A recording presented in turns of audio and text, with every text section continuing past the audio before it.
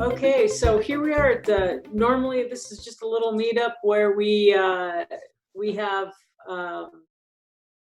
anywhere from 6 to 26 people, in our little town of Carson City. And I guess this opportunity gives us a chance to open it up. We're always talking about real estate and notes, or of course, I'm always coming the angle of owner financing and notes, because to me, you guys know I always say dance between property and paper. Because it's just, once you understand the discounted market for notes, basically you can pretty much make something out of anything, right? So as long as there's no noise in the background, it would be great to have, especially at least for right now, Abby and Mike. Oh, I can hear Mike already, but unmuted. But anyway, so now we have this whole thing that's it's just taken all of us by storm. And it just seems to be like watching a train wreck, sort of in slow motion. Like you can't take your eyes off it, and every day brings something really new. And this is really unprecedented, at least in our memory, with this sort of global lockdown that's happening. And without getting too much, I really want to sidestep, pointing fingers and blaming, but because that will sidetrack us to what I think would be helpful. But I just wanted to share some of the things that are happening, what we're seeing as boots on the ground in business every day, just from our unique advantage. Mike, Rusika, many of you may know already. If not, noteconference.com. I'm sure I have a link to him in my links to resources page.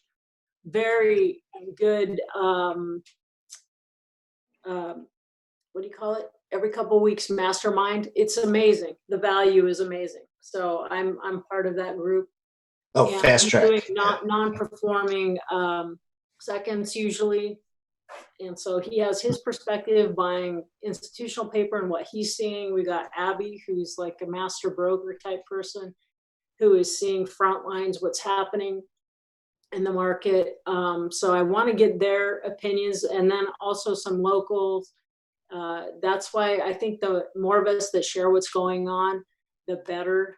And then just some ideas and a sense of community, because here we have all this social distancing, which, I got to say, the virtual wine is cheaper than actually buying you guys wine. But other than that, I kind of, I really miss people.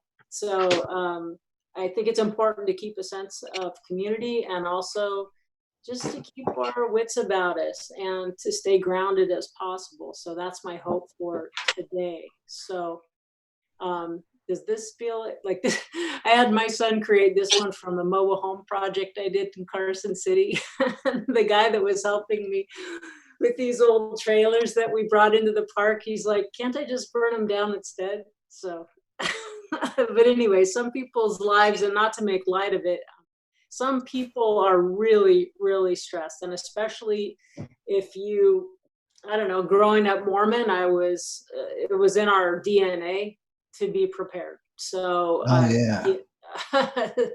right. So we've kind of made ourselves so where we are not stressed at this time, because we've been preparing on every level that we can think of, from extra food and water to diversifying into lots of different kinds of assets, not knowing what's happening with things. So it's good. The more prepared you can be. It's like some people, actually, that's the reason we left LA.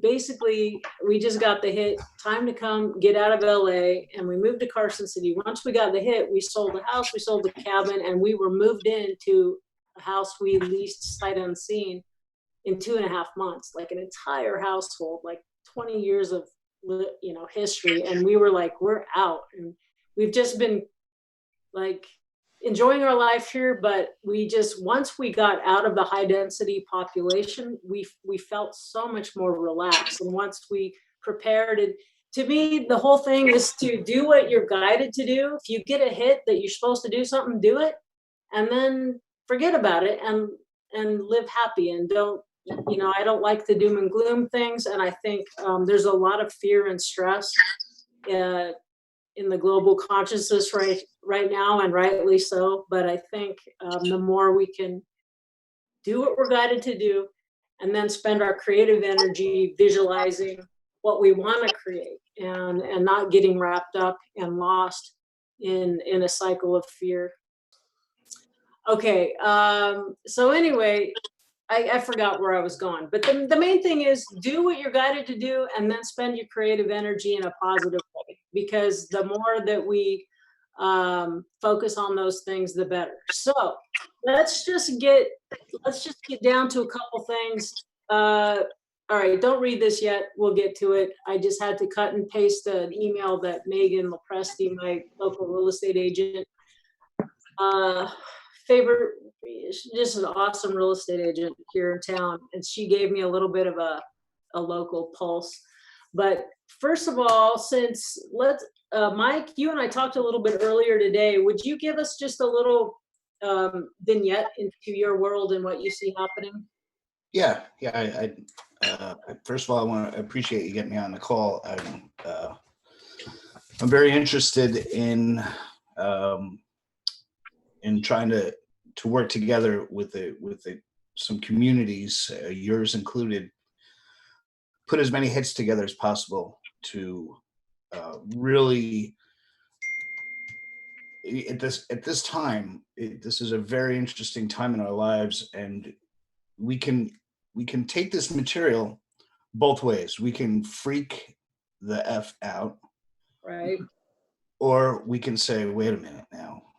This is I've been waiting. I've been looking for situations that are completely outside the norm, um, that are very similar to what I've been doing in my activities since 2007, which is investing in non-performing junior liens, which is, some may say that that's some of the riskiest type of investing you can perform. And I like when people tell me that, because I like to find something very risky and then try to mitigate that risk down to a level that I can handle and actually take and use to my advantage.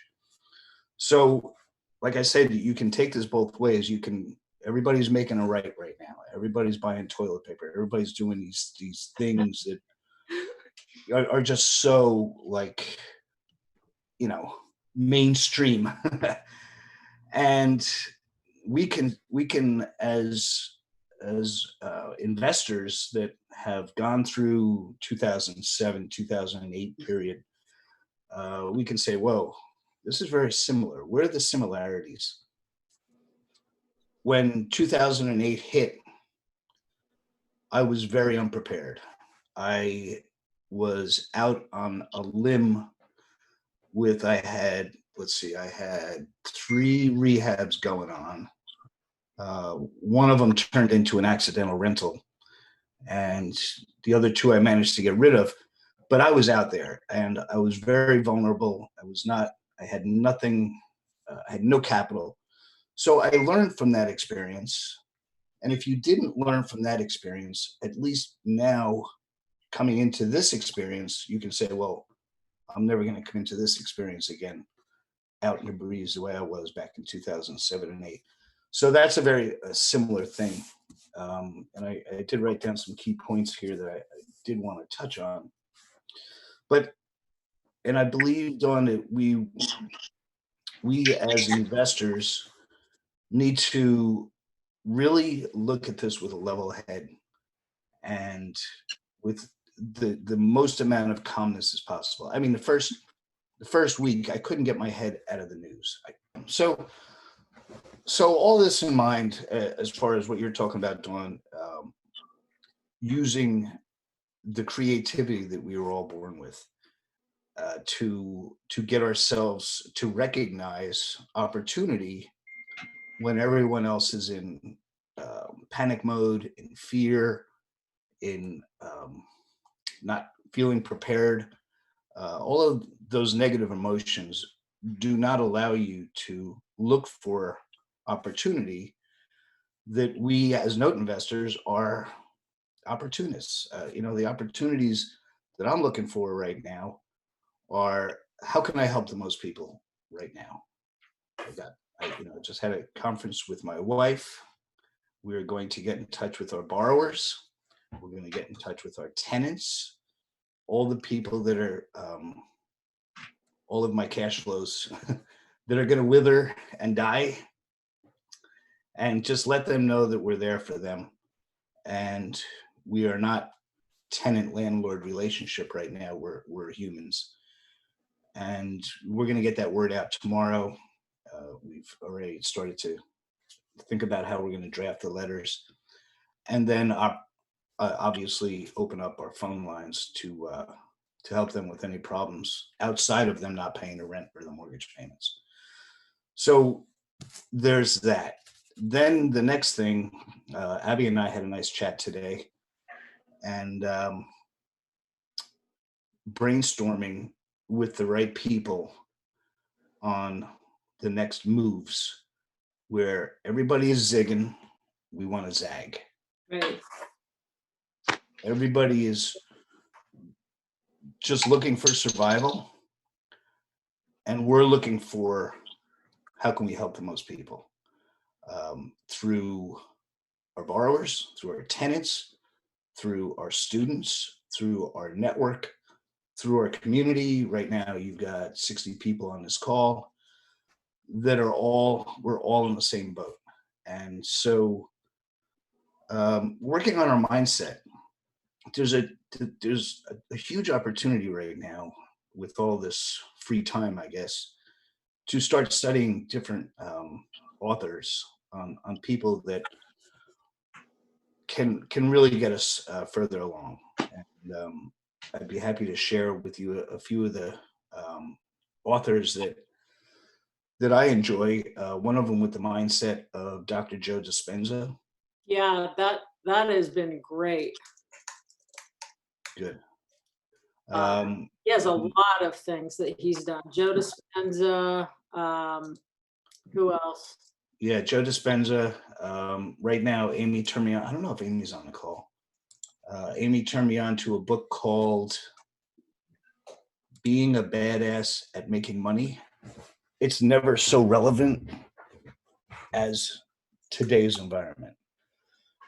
So we've got a couple of months, I believe, maybe 3 or 4, to really calm down and prepare for when this thing goes away and hit the ground running. We have this opportunity to grow, to become this different person that is going to be a badass, like the book says, at making money. That woman is a fantastic author. In my mind, what this woman has done with that book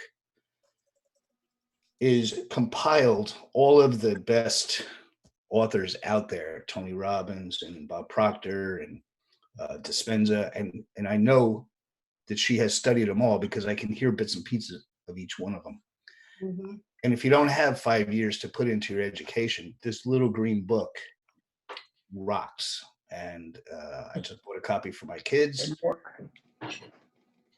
and it's a really good. Yep, that little green book right there is cool. Get it in hard copy. Treat yourself to a hard copy. And so your mindset is number one. That is an inside job. The outside stuff that's happening to all of us right now, there's not a whole lot we can do about it other than just stay safe and healthy. But the inside stuff on how you, not only, you don't even want to react anymore, you want to respond.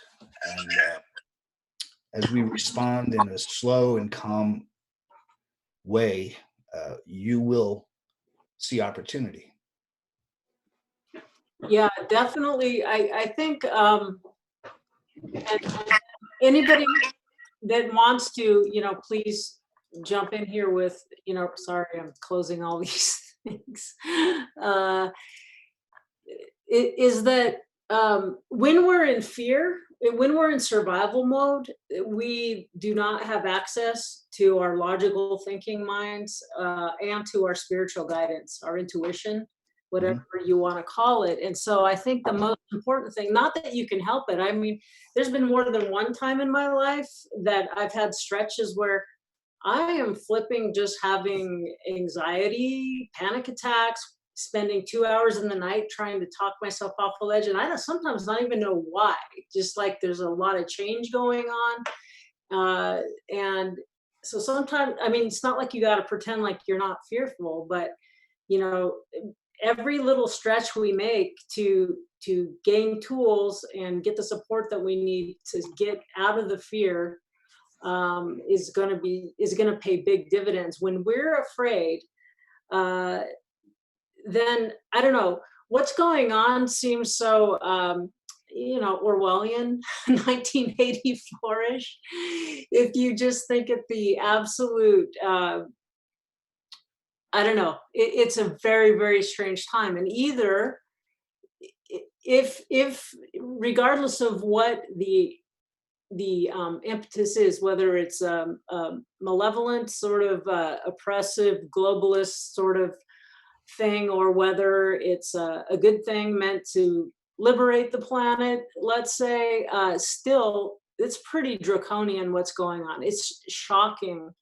And if I just don't think, after 9/11, we gave up a lot of freedoms and at various points along the way. We gave up a lot of freedom. It's like, just keep us safe. We'll give away our liberties. Just keep us safe. And so what I think is so important is that we as beings, the way God made us is not to be enslaved to anyone. So to me, it's like, you don't don't be so much in fear that we give up our liberties just to give me a loaf of bread. Give me, I'm not going to say one way because it's hard to know. But does that make sense to anyone else? Chime in a little bit on that, because it looks really really pretty bad in a way, but shockingly, I feel pretty positive. And I have, if I was freaking out last year. I had lots of change in my personal life and some struggles with different aspects of my portfolio that all kind of happened at once. But now that things are really, really wild, I have this kind of strange, unexpected calm underneath everything. So that's kind of nice. I actually wouldn't have expected that, but I actually am super, super positive. I guess I'm an optimist, and I just think that, but what we're going through is the equivalent of, like you and I were talking earlier, is a, like trying to remodel your kitchen and all the bathrooms in your house at the same time. It's really, really messy and ugly, but at the end of it, you really have something even way better than you could have imagined. So that's my personal perspective and orientation. And then just how do we use our creative powers, prayer powers, meditation powers? How do we not feel like we're alone and that that we can't control? I mean, obviously we can't control a lot of things that are going on, but we are powerful beings, and the way we use our own energy, consciousness, can have profound effects. Um, Even small prayer groups, small meditation groups can really affect the larger community. So, anyone want to chime in a little bit on that? Abby? Yes, I would. I have a lot to say. I'm kind of trying to figure out where to draw the line here, as far as, are we talking about business, or are we talking about spirituality? No, I mean, it's whole- all mixed in together right all here. mixed in. I wholeheartedly agree with everything that you're saying, in every aspect, in a sense, and Mike too. As Mike had mentioned, him and I had a little chat earlier today, as far as the laying the groundwork and the game plan for the coming months. And Dawn and I are in constant communication on all fronts, whether it be business or the big picture. But, just to kind of comment on and expand on what Dawn was saying, this is a hostile takeover of our economic system. And what's going to happen on the end is it's going to come out looking a lot different. What does that mean for mortgages? What does that mean for real estate? I think that these assets are going to be, well, at least real estate is going to be the least affected. This is just my humble opinion. It's going to be the least affected in the short term. What that looks like in the long term, and even what defines long term, is still yet to be seen. But I'm thinking in the next, 12 to 24 months, we're going to find that hard assets and assets secured by hard assets, or debt tethered to hard assets, as opposed to stocks and that kind of thing, are going to fare a lot better. But this is, make no mistake, that this is a hostile recalibration of our economic system that has been in play for quite some time, starting with 9/11. Now, I'm not saying that it was done specific. I'm not getting conspiratorial in the sense that I'm saying it was done because of this, that, or the other thing. I'm just saying that there was an opportunity there, and that opportunity was taken advantage of. 2008 was another step forward. This is the continuation of that, and I feel that there's nothing to fear if you know what to look for. If you know where this is going, you can read the terrain and not let fear and emotion take over. Now, that's the extent in which I will comment on that. As far as the spiritual aspect, or religious aspect, or internal aspect, we have to, the North Star that we have to adhere to is within us, our gut, our intuition, whatever you want to call it. We have to let that remain at least in the passenger seat, if not in the driver's seat, and not put it in the back seat, or like some of us, in the trunk. We don't want to tie it up, gag its mouth, and throw it in the trunk. No, that's all we have, right, Abby?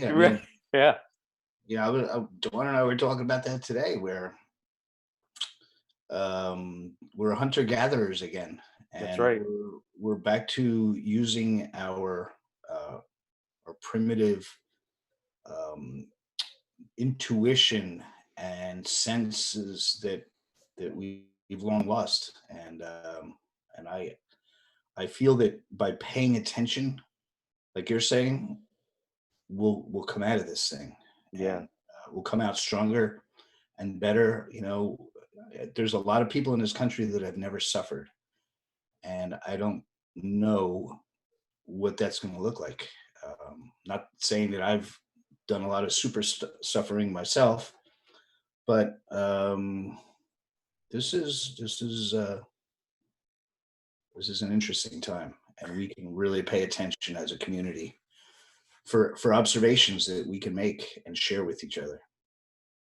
I couldn't agree more. And I will say that, in light of all that, there is I'm excited. I'm a little bit excited because things are finally changing, changing in the sense that we're not paying 99 cents on the dollar for second lien mortgages, I live in San Francisco, in the Bay Area. So, that you're not seeing a 500 square foot apartment rent for $5,500 a month.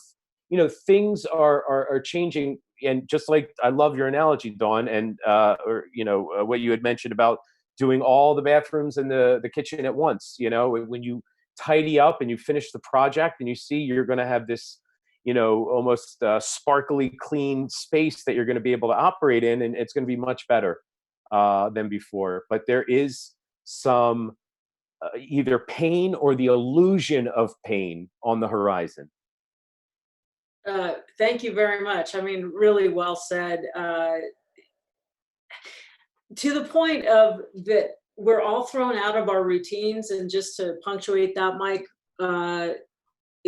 when then we start being a lot more present. I'm going to tell a funny story on myself.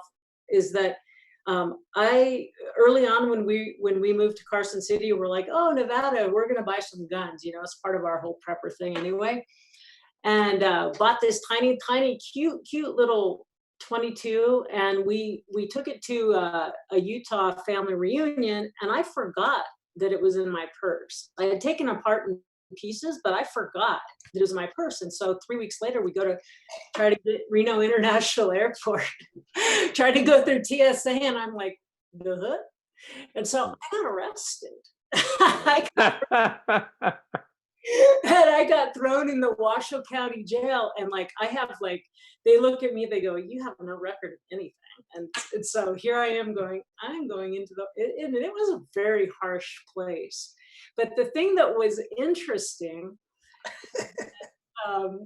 is it was so I was so out of control, and I was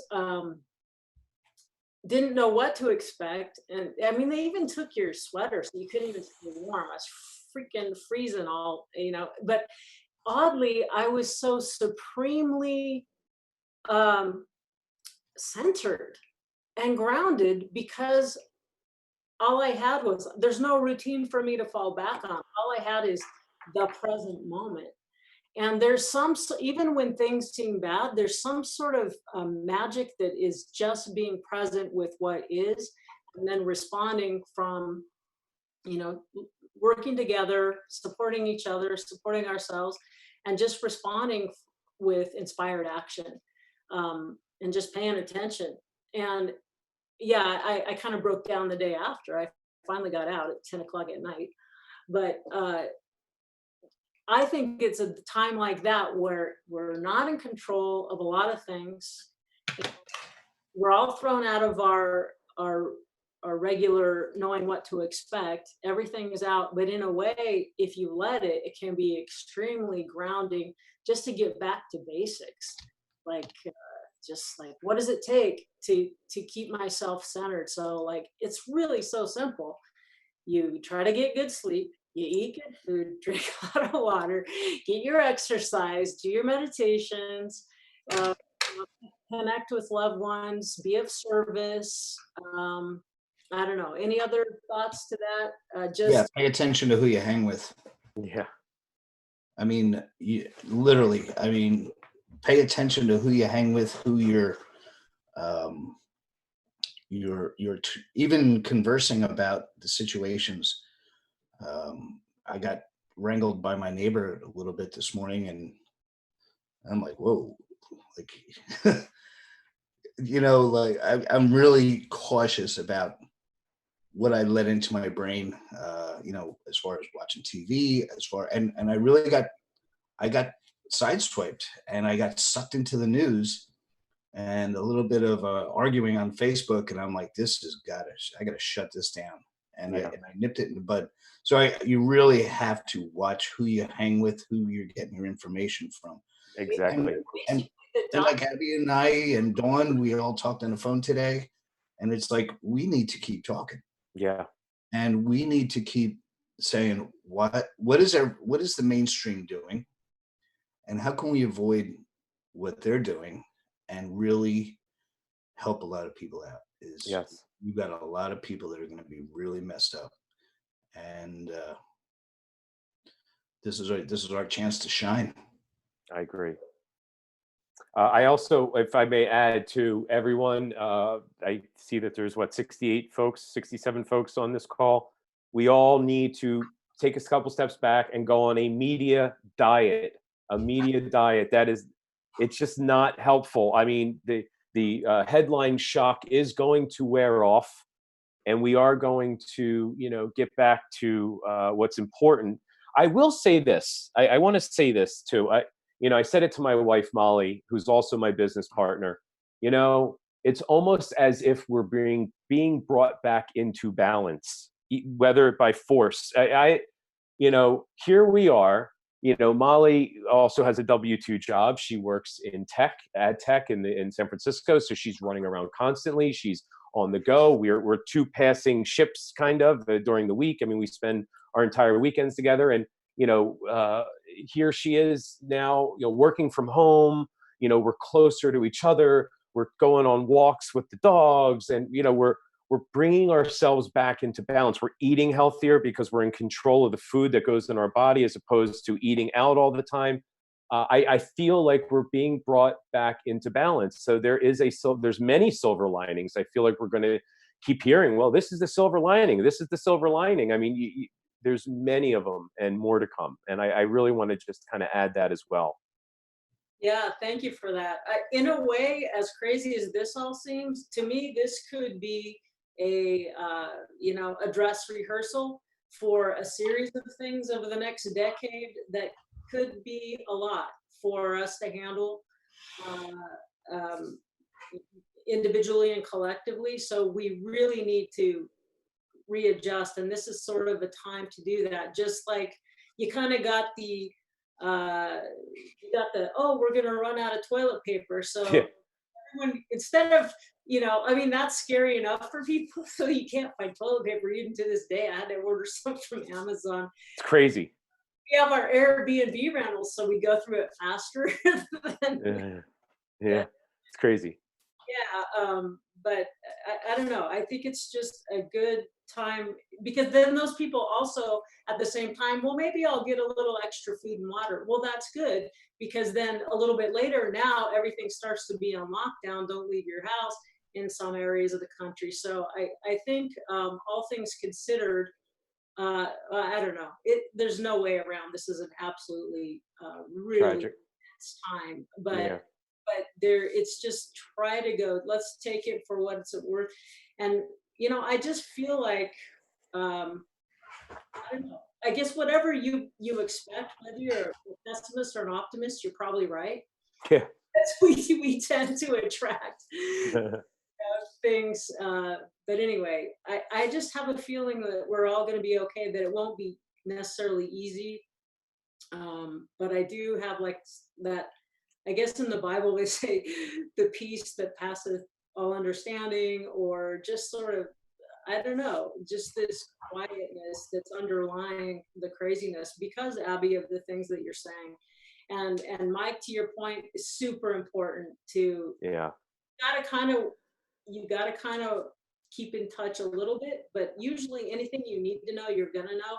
So you don't have to watch, 10 hours of YouTube or whatever. And especially Right. me, I'm not a fan of the mainstream media at all. No. I think they're I think To watch the what? Media? Mainstream. Oh my goodness. Yeah. I can't even go on Yahoo Finance without like Yeah. throwing something. But I just had two quick points, Dawn, and then I want to make sure that they get out there. So the two things that you guys can do tonight, tomorrow morning, is go out and build your own network. Start holding calls like this yourself. Don't wait for Abby or Dawn or anybody else's call. Start your own call. Surround yourself with people that are going to be positive, and that are going to help you look for the silver lining that Abby's talking about, because there's going to be a lot of them, and things are going to cycle through. Are we going to continue to have the internet? Are we going to continue to have whatever? Put yourself into a network right now, your own network. Do what Dawn is doing right here. She's inviting people out. There's a million things she could be doing right now. She could be out. It's, what is it, 6:30? She could be out cleaning her guns right now or something. But she decided to hold this webinar and do those type of things. Don't wait for other people to do stuff. Don't wait for me to start a webinar. Hold your own. Take control of the people that you can surround yourself with. Yes. And you'll see that you may have a positive, you will have a positive impact with those people. So build your network. And if you don't have the communication skills to do that, get in touch with me or get in touch with somebody that knows how to just get you up and running. You can build your network. I don't know, like you guys, these are like the business cards that I collected this year. I probably got 60 business cards. put their email address into some type of a device, get response or something, or just into even a Google account, so that you know that those are the 20 people that you want to talk to about real estate investing. You might have another group that talks about spiritual, that kind of mindset stuff. Put these groups together and start taking control of that. And just build up your communication skills, because we're going to need it. And that's really about it, other than really just calming down. You can't be fearful and creative at the same time. There's just no room in your brain for that. So being creative, paying attention, looking for opportunity, and in the morning, just sit quietly and just ask for guidance, however you do it, whoever you do it to or with or at. Ask for guidance, and stuff will pop into your head. You go, where did that come from? Well, it's we all have this energy inside of us, this source energy that we have suppressed because a teacher told you to quit daydreaming or whatever when you were a kid. That is where the real answers come from. It doesn't come from Yahoo Finance. So that's about it. Just, you can start building your network tonight or tomorrow. Just scroll through your phone. Just go through your phone and start putting your contacts together and saying, you know what, these are the people I want to hang with, and these are the people I don't want to hang with. And that's where the magic happens, is from going within and then taking the creative ideas that you have and share them on your Zoom call, and try to have fun with this. Try to have fun with this, because all the doom and gloom and all the fear doesn't get you anywhere. And that's all I have to say. Thank you very much. I appreciate Thank you, Mike. at any time that you're free to, go to bed over there, Mike. But I'm making a drink. When you're in times of stress, or like when a bunch of your deals are going sideways, it's counterintuitive, but less is more. Like, just when I go, oh God, I gotta do more, and I gotta hit out of bed, and I gotta hit the computer, and I've gotta think all these things. It's like, no. When I am really amped up, I go, wait a minute. Nope, I can't hit it with this kind of energy. And I'll make myself sit down, as hard as it seems some days, and I go, this is your best use of energy, is sitting down and grounding and breathing. And then whatever I feel guided to do, I hit it, and my energy will elicit a different response, because I'm coming from a different place. So it's really, really hard to make yourself do it sometimes, but you're just like, I gotta do something. I gotta do something. Doing something. It is doing something. The most important work you can do is that inner alignment. And then, with your community, is so odd, because really you should be. And Abby, you have good relationships with your neighbors, with your guy that has chickens across the street. No, we got the setup. I got a guy who's got a Whole Foods vegetable section in his front yard. My neighbors across the street got chickens and bazookas, and we're set. And not to mention, we do live in the San Francisco Bay Area, but I can walk out my door here, and we're on the far edge. Like, we're right on the coastline. So, California has a lot of protected wooded areas here. So I could just literally go up the hill and then disappear into 10 square miles of wooded area. No one will ever see me again. So, we're set, but it's not going to get to that. We're not there yet. Well, the point being is, as much as an online community is wonderful, really, if comms go down, which is statistically likely at some point, near or a little farther off, I wouldn't be surprised for online communication cell phones to go down at some point. Mm-hmm. Wow.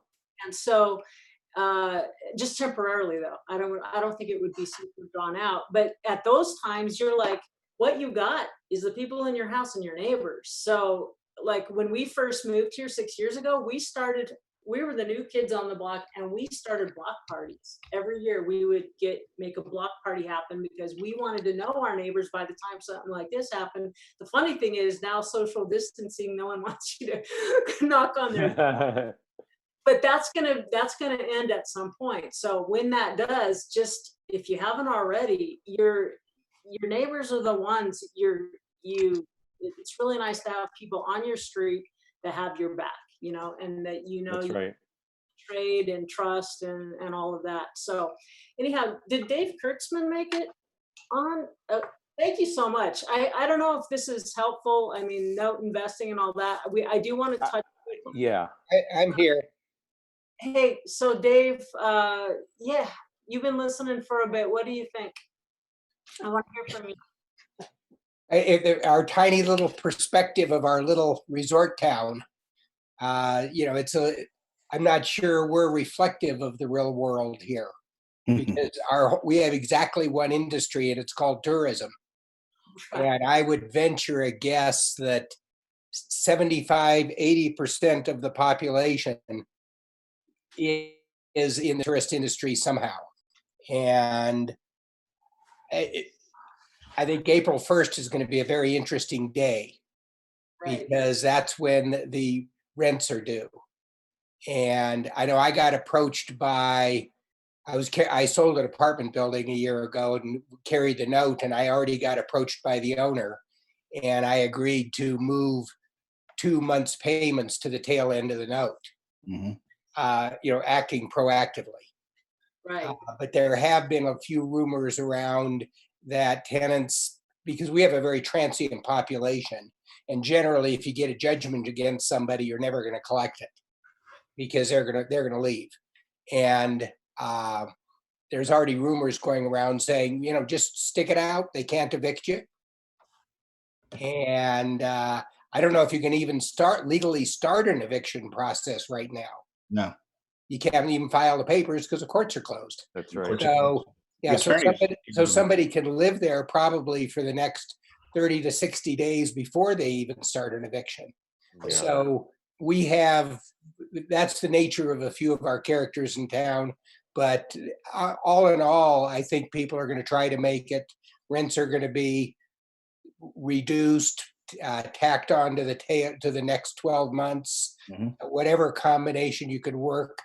And some people approached me and said, gee, I think I'll send a letter to all my tenants and tell them what I'll do. And I sort of said, wait till they come to you. Yeah. And partly because it depends on what Congress does. Because the last I heard, the bill is going to make people's wages whole. And so I don't think anybody knows exactly what's going to happen. But I think the government's going to have to hire 1 million people just to process the paperwork. Right. Yeah. And then a lot of people who've lost their jobs immediately have gone to work for Smart and Final and the grocery stores delivering and so on. So a lot of cottage industries, in a way, have popped up very quickly. And we're not the Bay Area with $150,000 wages. Our average wage here is whatever the minimum wage is, and the average person here tends to hold 2 or 3 jobs. So I don't think we're reflective, but it'll be interesting to see how it plays out. And historically, when the stock market's crashed, we've had a lot of cash buyers appear. Again, like you were saying, Abby, about hard assets. Yes, sir. And I wouldn't be at all surprised if we see a greater influx of cash into our town, buying up properties. We're still seeing the lakefront selling and so on. So time will tell. Yeah, I'm a big believer. I've been saying this, Dawn. I think you and I had spoken about it, but I've been saying this for about 6 months that a lot of people are rushing into the city pre-virus, pre-COVID. People are rushing into the cities. They're trying to get apartment buildings and single families and rentals, and that's all well and good. But if something were to happen like this, you have I know we're all over the place, but you would have an exodus from the cities, right? And so just from the, listening to the internal voice, I guess you could say, I was like, I'm really more interested at this point in just swaths of land, 100, 200, 300 acres in areas that aren't highly populated, or even operational food, working farms in like, there's parts of there's farms that were being fire sailed in parts of the Central Valley, parts of like Salinas, even out in rural America that are operational farms. And I said to myself, if something were to happen, people still need food. I guess that kind of rings true right now. But I feel, I mean, we are in the process of still looking at these types of assets, but I think you're gonna see a move to rural land, and whether it's energy generation through wind power, or they're throwing up data centers in Kingman, Arizona right now to house, to rent out to large corporations like Google and other tech industries, or Bitcoin mining facilities like the ones in Texas through hundreds of acres of land. So there's different usages that could be done and utilized for large pieces of land, that I think we're going to see a shift to that in the next 5 years or sooner. Yeah, really interesting. And it does remain to be seen what happens. But I mean, let's not.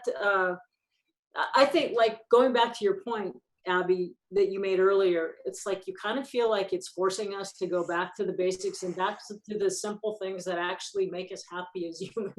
Right, balance. And I'm not. I don't want. I feel like we're all over the place here. I want to focus.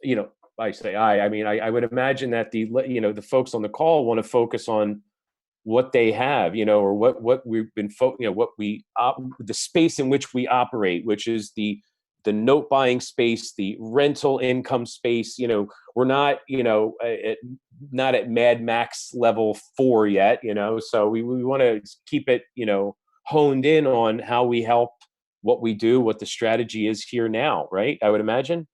Yeah, right. So again, going back to this, Dave brought up the whole rent thing, and then you being, in advance negotiating a 2-month extension, or what do you call it, Dave? Putting it on the back end is really positive. And some now, I guess a lot of what's the latest on our in federally insured mortgages doing that now, saying, hey, you don't have to pay for 2 or 3 months. Is 12 months.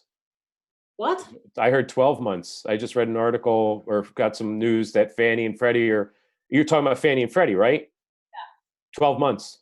That's the word on the street. I someone fact check me on that, but I'm pretty sure that's. I've heard that too, Abby. Yeah.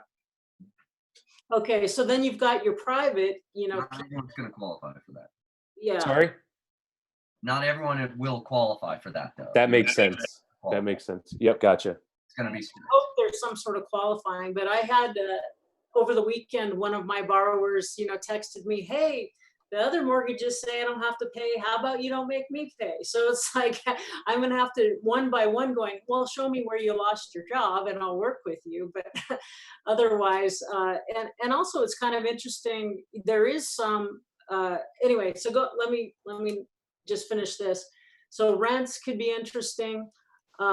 Foreclosures, they're stopped, right? So I had one, that Bakersfield deal. I mean, I don't have a lot of non-performing stuff, but so I'm, I've been handheld a little through this, but the thing is, he's about probably ready to get discharged from BK13. And so like, I'm just waiting with that trustee sale date, right? Just like, I want to nail it right after, because he hasn't paid me for over a year. But they're like, no, we can't hold the trustee sale till like May something. And I go, well, I thought that was for federally insured mortgages. And they go, well, technically true, but if you hold a sale and more than 10 people show up, they're going to just disband the whole thing. Then you have to republish. So it's better to you just to, so anyone else on foreclosures and how what's happening? Well, I'll take a run. I've got 8 foreclosures in process right now. Just basically trying to get the borrower to wake up and start making payments to us. You know, Shandor's on this call. He's a seconds guy. I don't know how many you had going on. My attorneys were getting rich off of me with these 8, and then all of a sudden, I don't. I can't proceed with anything. Counties are shutting down. Title companies, obviously, and the courts are not going to assemble any juries or assemble at all unless it's criminal stuff. And so, yeah, that's what I've heard too on the street is these big banks are going to shut it down and start tacking these things onto the back. And so foreclosures are on hold.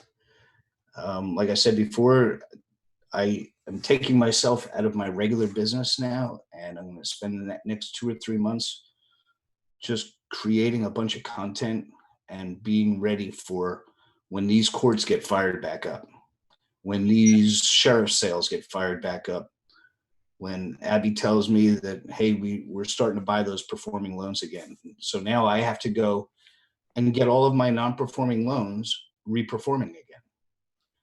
And what is this motor going to look like? So that's the foreclosure process from what we're seeing right now. Hey, Abby, can you Yes. speak to, one sort of bellwether for our market is what is following what Fanac's doing, since they're one of the largest buyers in the country. Tell us what's happening there. Like, you went from being able to close several a month and then all of a sudden. So it was we had about 23 in the pipeline for March, and the majority, for some reason, we just got a huge amount in. We were wholesaling some in California, Washington. People, this is notes. So we're talking about first position performing mortgage notes. First National Acceptance being the largest purchaser or the largest capital source for the acquisition of these types of assets in the seller finance space primarily. And out of the blue, this is not just a couple people in a room. This is 7 floors, 3 commercial branches of commercial banking. This is a huge operation, and they started not only, and I have the list here, but they basically shuttered their entire originations. So there's not $1 going out of the building with regards to the new originations, but they've also completely stopped purchasing in Washington, California, Illinois, Ohio, New York, New Jersey, Florida, and then there's a couple I'm not listing here. I don't have my list in front of me, but in addition to that, we had about 7 of our transactions.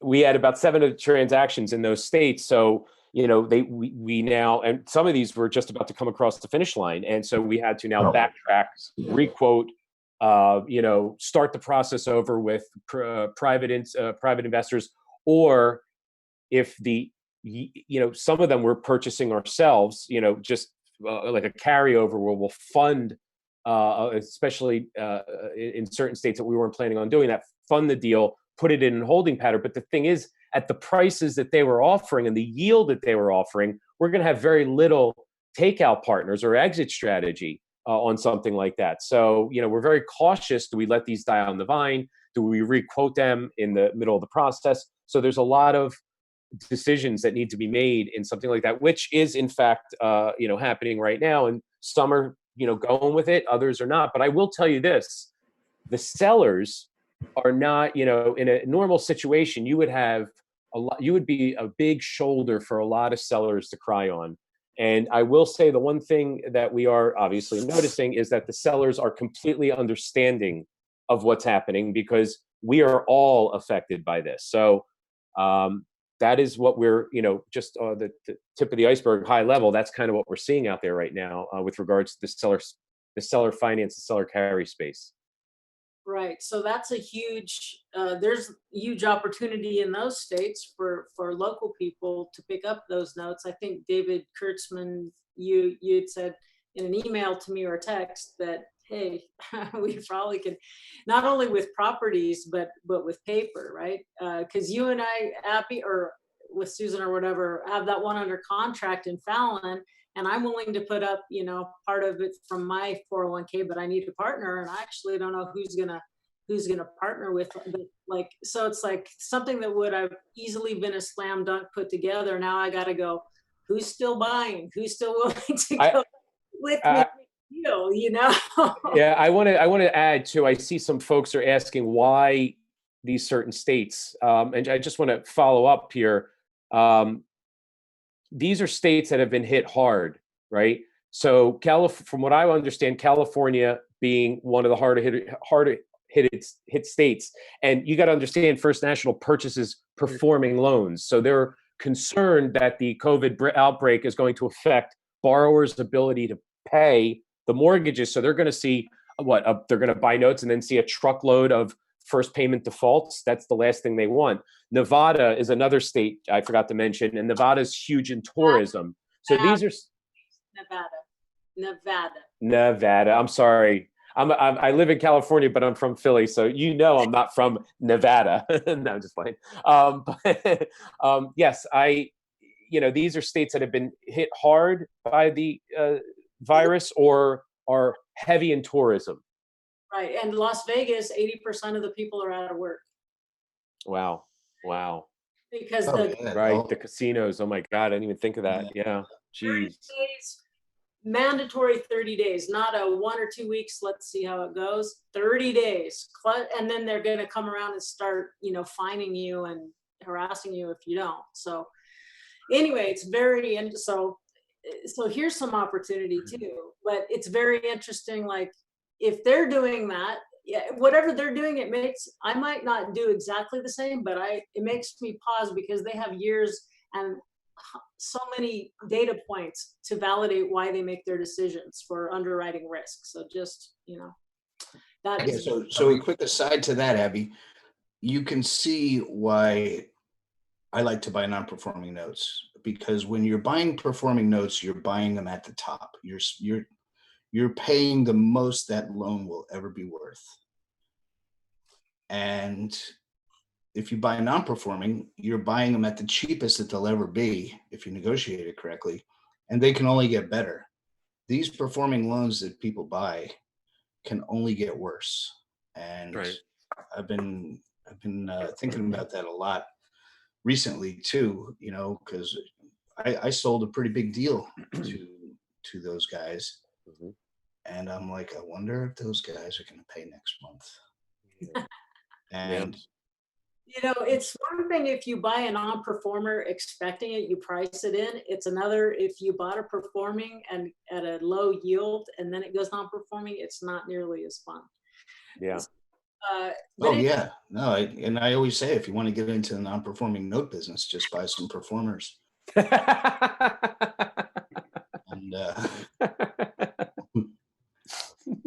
I not to this level. I didn't think that we would ever get to this level of depth of.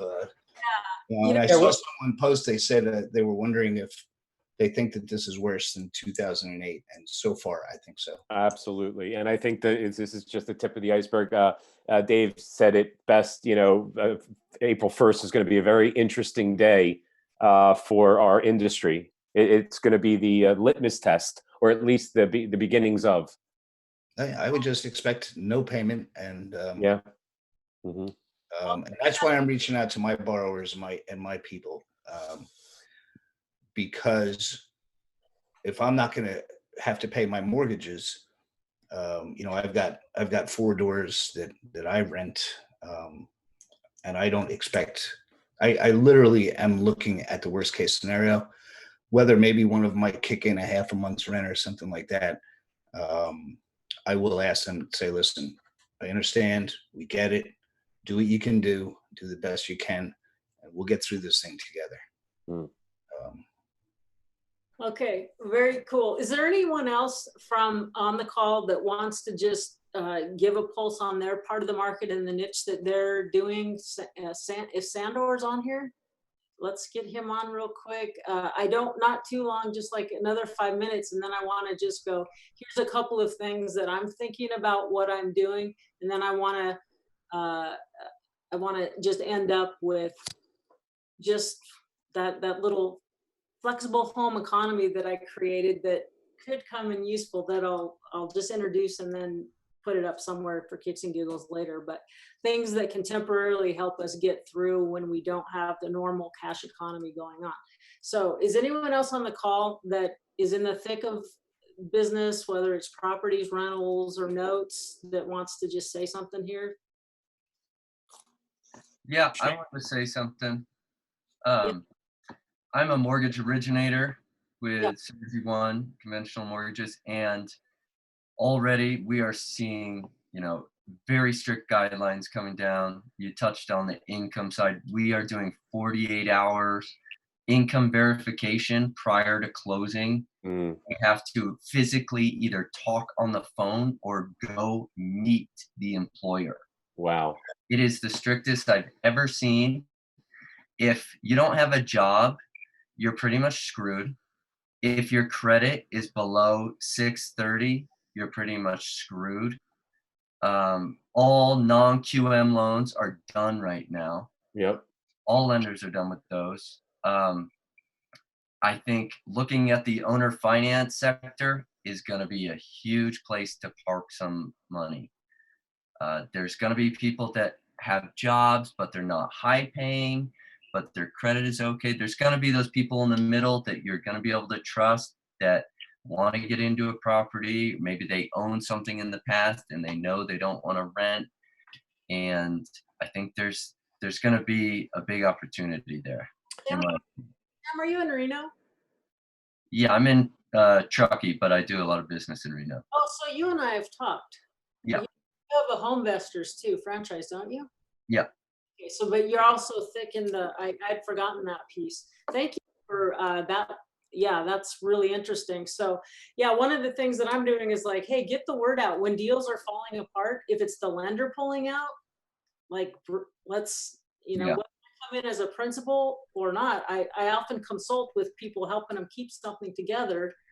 That's otherwise falling apart. I'm reaching out to my title people, my realtor contacts, and just saying, hey, if you got deals that are falling apart at the closing table, maybe I can help one or two out of 10, stay together. So yeah, I want to say, Sam, I want to add too, back to the bank that I was making reference to earlier, which is First National.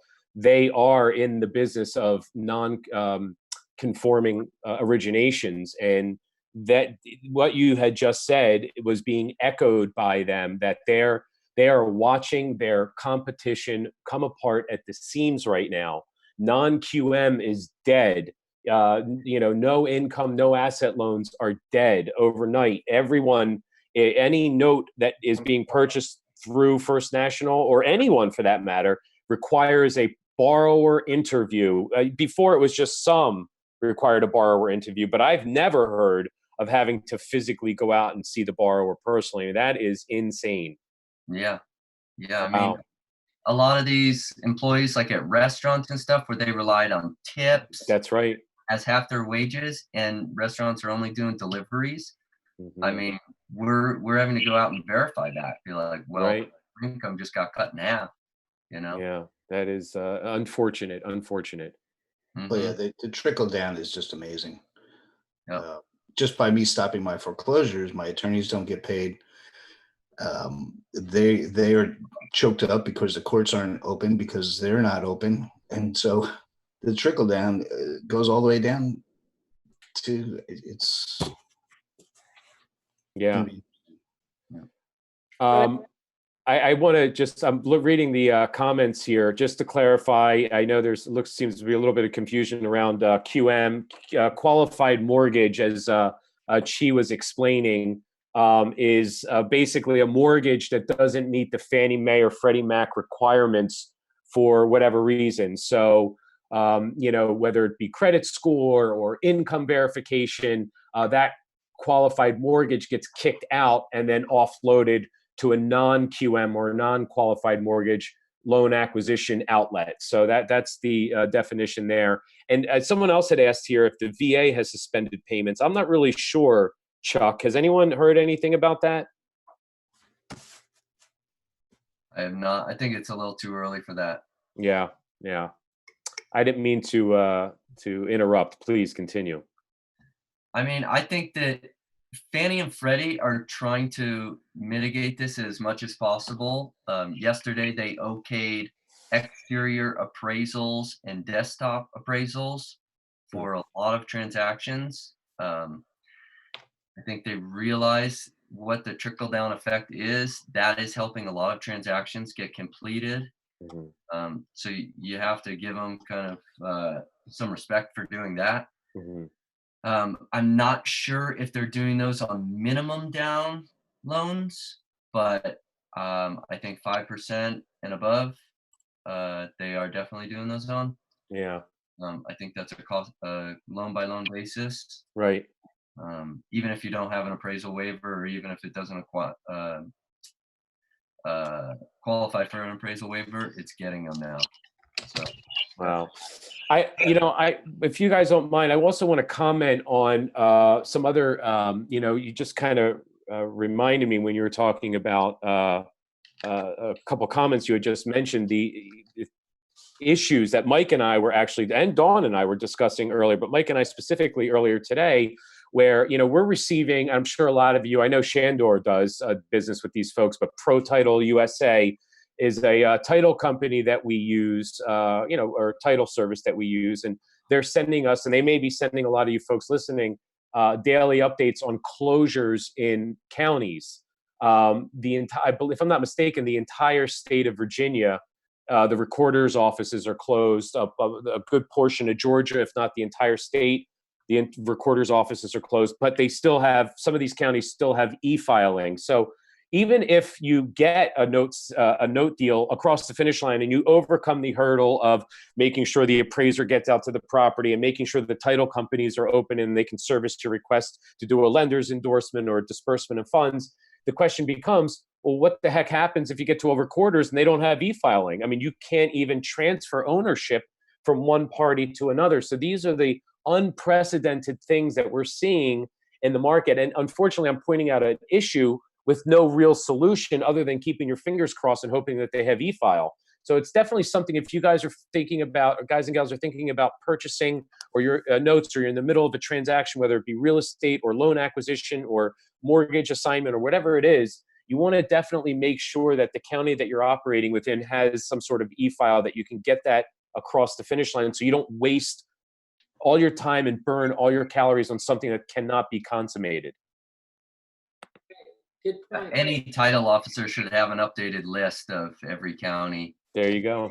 Yeah, we get them emailed out, and a lot are going online only, online recording, which is helpful. But yeah, those ones that are just straight up there's not, closed. I mean, we deal with a lot of rural, Dawn will tell you, and Mike, maybe you have some experience. I know Shandor may as well, and anyone else out there that buys notes. Dawn and I run into this quite a bit, where we had some closings where they didn't have e-filing in some areas that we thought they should have. So we do business in a good portion of the country, and some of these areas are extremely rural. And we have at least 8 deals right now that are extremely rural, and we're double checking on all this. You just want to make sure you double and triple check this. Right. And then to the point, well, if we're getting stuck, if we're hitting a wall one place, where can we look for the window? And to me, so strategies going forward, Sam, you brought up owner financing, the mom and pop deals, that's for sure. Is it totally wrong? So the interest rates are lower than ever, and haven't they basically just rolled out, we're going to buy commercial paper and we're going to buy all this paper? The Fed, aren't they just trying to sop up to the trillions of all this paper? But is that only for QM type thing? Like you could get a 3% loan, but only if you are perfect? That's right. I would imagine. Really? Yep. That is really interesting. So to me, then, I go over, then I want to go back to my, either owner financing deals, buy with cash, sell with owner financing, or take property subject to, get financing that's already there, because people are going to need out from under their loans, and or not even take ownership, some sort of lease option spread. So those are the things I'm looking at, because you got sellers. We said Megan put this out that so basically we're out of terms. Most sellers, let's see, by 19th, that number dropped. 61% still are holding out for their price. Look, between the 2 weeks prior, 20% of the sellers said, oh, I'm going off the market. How many of those, I wonder if we approach them, would go, yeah, I'm willing to offer terms just to get out from under this. I'm looking at landlords who might be going, oh my God, how long am I can't even evict, So I think there's going to be a lot of motivation, and that there's a lot of win-wins that can happen. But I want to throw this out to you guys too. There is a little bit of stuff that I've seen across the span of things, and in those couple hours a day, I allow myself to scan and listen to the issue of debt forgiveness. What do you guys think about that? What if that's a possibility? Do you think there's any remote possibility, if they're doing some sort of debt forgiveness or debt delaying? What do you think are the potential possibilities of, it might not be bad actually to leverage at least other people's debt? I don't want my name on the dotted line for a bank loan, but anyone dare to go out on a limb with me on that one? I will. I think that it's a very real possibility. I think that it's, I don't want to get too political, but I think that if there's powers that be out there that would love to see that. For whatever reason, we can, debate, but yes, I definitely think it's something that's possible. Do I think it's going to breeze through? Absolutely not. There's definitely going to be pushback on it. And that's why, I am in the business of buying loans. That is what I do. That's what a lot of us do here. I know Mike, Dawn, a bunch of other folks out there. And I'm concerned. I'm concerned. That's definitely something that's been thrown around more and more. And now you hear all of this stuff being put into, I guess, again, back to the media diet, depending where you get your information, we try to get it from many sources, but you hear in this stimulus package that there's being things shoved in there that are, bad on both sides, but, heavy into that direction, what you're describing. And if some folks have their way, that very well may not be the case off the bat, but it very well may open a path to make it very easy to slide into that direction. And if it does, though, I'm under the sort of bias that it will be the bank originated, the Federal Reserve originated sort of paper that would be forgiven. I don't think personal contracts would be null and void. I agree. I think Department of Ed debt is going to be a big one. Student loan debt is going to be the first. That's going to be what's going to blaze the trail. Maybe even installment loans of some sort. But you're going to get a lot of pushback on. I don't know. The lobbying power that exists, I just don't know. I feel that it's on the horizon. If not being completely pushed in that direction, definitely flirting with that. Nose to nose, very closely, as close as we've ever been. So just because of that is circulating out there as a potential possibility, then I don't mind. The subject twos don't bother me that much, because if there is, to me, I'm always hedging my bets. I never have all my eggs in one basket. So I don't mind adding some sub two or things like that, or the lease options to my portfolio, because, hey, well, what if the loans are forgiven and now you have a free and clear house? Right. It's possible. Or if you're not careful, you'll just drown yourself, because what if in Nevada prices go, drop in half again like they did last time? Sure. Water, you just better make sure, no matter what, whatever you have cash flows is to the best of your ability. Like you can rent it out and ride out anything. So, excellent. So it's already, okay, I want to end this in the next 10 minutes, if you guys don't mind. So another thought that I have, so let's say things got even dicier, and I hope not, but the whole thing with me, once I moved out of LA and into this area in Northwest Nevada, I began to want to do more things locally because now, so, and I've used this before. So when we got to town, we rented the house from this guy. He owns the garden center in town. He carried paper for us. And then he asked if he has an employee, and he said, can you help him find a house? So we got him a house, bought it cash, did owner financing to him. And so basically I have a local economy here. So I want him to do well. So he can pay Pancho here. So Pancho, and I want Pancho to do well, so he can pay me. So basically what would happen, let's just think about it, just theoretically speaking, if everything is in my local community and we completely go cashless, what could we do? So to me, yeah, he owes me and I owe him, and it goes around and around, but we could theoretically be a bartering system. Okay, Pancho, you can do work for me, and I can, and this guy has product. I can help you plant things for your garden. So there's all sorts of things that to me are in the back of my mind. If my portfolio is local, more local than not, then when these people have trouble with rent, when these people have trouble paying their mortgage, it's not like, okay, let's give you a freebie. I would be first thinking, okay, you can't do this, but what can you do for me? Instead of just like freebie, I would think everyone, there's so much value that can be provided in a non-cash basis. Cash only needs to be a small part of our overall economy, in my opinion. And so time banking, I don't know if you ever heard of time banking. And local currencies. There's a lot of different thoughts, philosophies out there, how things can work, but I wouldn't say do something, get something for nothing. Okay, well, you can't do work for me, but do you have a cherry tree in your backyard? How about, I get some cherries, you have chickens in your yard. How about, we do something to create a value there. So that's why I have gone to a very sort of local minded thing, because if the whole system has a rough go of it, with these same people that owe us rent and mortgages, there's other ways to create exchange of value. And just to that point, when I was,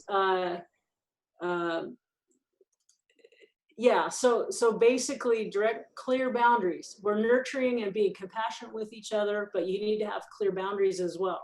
And I think it's honorable. I think most people, and maybe I'm a little bit of an idealist here, but I think it's better, people feel better if they know they're contributing and what they're contributing is valuable.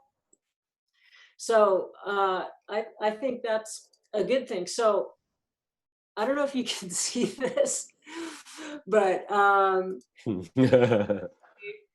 okay, I got you through high school. Why are you still on my couch? So when I was going from a nurse to entrepreneur, like I said, I did not make that W-2 to entrepreneur look graceful by any means. So at the point in time, I'm in the midst of like this messy 4, 5, 6 year period where I'm transitioning. And I'm stressed and I'm working hard. I'm getting up early. I'm staying up late. When I can't sleep, I'm blogging or reading or something like that, playing on the calculator or whatever. And then about this same time, and all of my kids, there's 4 of them, they're all in a 3-year period. And so they all were about graduating from high school around the same time, and and none of them were really like going full-time off to college, and they kind of had little jobs, but I'm here busting myself. And every time I would go from the garage studio that I had, office, into the house to go to the bathroom and back again, I would start steaming if I saw one daughter on Hulu on the computer here and someone else laying on the couch over there. And I'm like, yeah, no. Yeah, and now I've spent my whole life nurturing you people, and I want to keep loving you because I feel like throttling you right now. So what can I do to create a system? So just during that time when cash was really tight, and then I've got these people, and right now a lot of people are home, and people are probably having these conversations like, hey, now we're all together a lot. We have a lot of time together. So any unresolved issues I think are probably coming up. But here I'd be going out, busting myself, so tired, and trying to make things work, and they're sitting around doing their thing. And so basically one day I spent a whole day and I created this whole system that would make it equitable. And if you have more cash than time, then you give your time, and it's valuable and it's respected. And if you have more time than money, or I said it the opposite way. If you got cash, great. You got a job, you can just pay your part in rent. And you can see over here on the left side, I'm like, I figured out based on the square footage of our home and what everybody, what our bills were, what our budget was. I created this whole interactive Excel spreadsheet, and how much space you're taking up, and shared stuff, and cell phone and car usage wasn't a right, it was a privilege, and you're going to pay for that. And then basically, if you're going to school, you can get subsidized. So I created this whole system, and everybody just, I slapped it up on the refrigerator and just let everybody start reading it. And they're like, oh, I can't believe mom's doing this and all this stuff. And it's funny, to this day, they still thank me for this because it taught them so much. And then I could love my kids again. I said, if you don't think that, so it's about the clear boundaries, direct nurturing, clear boundaries. And so there's just, to me, I made up all these things that there's a balance to be had, whether it's barter or time. And anyway, I'm gonna create a little thing. Look at all these forms that I created. And it's a complete system for customizing some sort of economy that is equitable. Because if you have some people in your family or your little niche that are doing too much, they get tired and resentful, and the other people, I would imagine they would appreciate feeling useful. Like even my kids, they hated it for the first month or two, and then they come back and they still thank me for this because it taught them so much. They go, we think our friends in high school are these young college kids, we don't respect them. They're still like having their parents pay their cell phone. That is so awful. Yeah, that is awful. Like that. So just to say, there's different ways to think. So during these times when it's transitionary, when it's disrupted, there's things we can do to at least this saved our family's life, and it made me not want to throttle my children. Because I do want grandchildren, so it's hard. You can't be throttling your children if you want grandchildren. Anyway, so thank you for everyone. We just need to chill out. Let's go hang out with our grounding and all that. Super valuable insight. I appreciate your time so much. Abby, Mike, Dave, Sam, and all the people that were here. I hope this was valuable. It was really helpful to me. And I guess that's all I have to say. Is there anything before we wrap this up that anyone else wants to say? Thank you for having me. And I look forward to, there's a bunch of people I see on the chat here that I work with or have worked with or plan on working with. And I look forward to working with everyone. My door is always open. Mike, you and I have a lot of work to do. Dawn, you and I have a lot of work to do. So I'm very hopeful. And I hope everyone feels the same way or sees the silver lining, because there's many of them. Yeah, thank you very, that's what I would like to leave it on. Like, this is crazy, crazy time. So just the most important work you can do, you can't even make a deal happen if you don't have any way to grasp peace of mind and things like that. So So just, do you know what the definition of a pessimist is? what? An optimist with too much information. Good one. That's true. What do they say? Over informed, is just not.